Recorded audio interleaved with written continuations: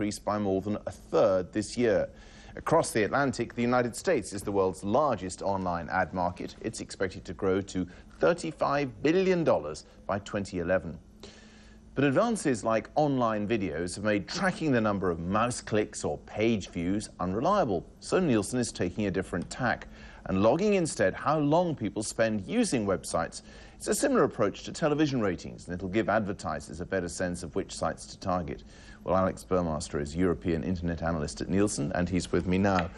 How different is this going to be, really, in terms of the way that it measures things and the results that it produces? Well, it's going to be a fundamental change to the way that people look to understand the online ecosystem. As you said before, the page view was the traditional way that people measured the advertising opportunity online, user behaviour. It was sort of bragging rights. We get so many billion page views, so you need to advertise with us. But the way that content's being consumed, the way that content is being published, is moving away from static reloaded pages of content to a much more seamless, rich user experience. So the page view is becoming less relevant. So as an industry, we have to look elsewhere to gauge really where is the best place to advertise. So this is going to favour, for example, people who offer videos and that kind of thing, which people might watch for 5, maybe 10 minutes, right? Well, it's not really a case of favouring those type of sites. What happened with the page view, for example, was that one click is going to get your video going, right? Yes. And so, but hitherto, that's only registered as one click, same as if you just sort of flick through a fairly static, fairly boring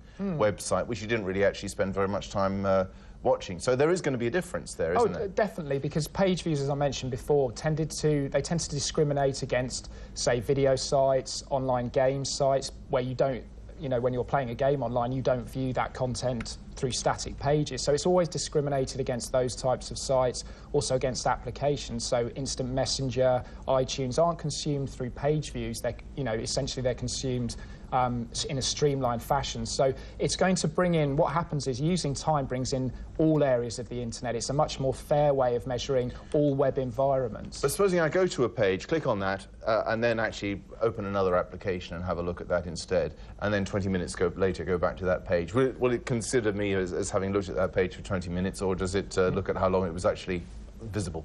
No, it looks at how long that page was actually in focus. So if you're there for a few seconds, you go away for 20 minutes and you come back for a few seconds, it will still only register you as actually viewing... Two lots for a few seconds. Exactly. All right. What do you think are the consequences here? I mean, what is this going to do to the industry in terms of the advertising, the impact on advertisers and the way they approach this? Well, I think it's going to obviously be a big shake-up, because they're going to have to look at new ways of measuring or benchmarking where is the best place to advertise. It's always been the page view before. It's, for better or for worse, it's been the accepted currency and so on. So they're going to have to start looking at different metrics, but also bringing in this new metric as total time or time per person and so on opens up all areas. So suddenly we potentially see much more advertising on online game sites. We've already seen a growth in what's called advergaming, in-game advertising and so on. So it's going to bring a whole load of new sites into the equation as the best places to advertise online.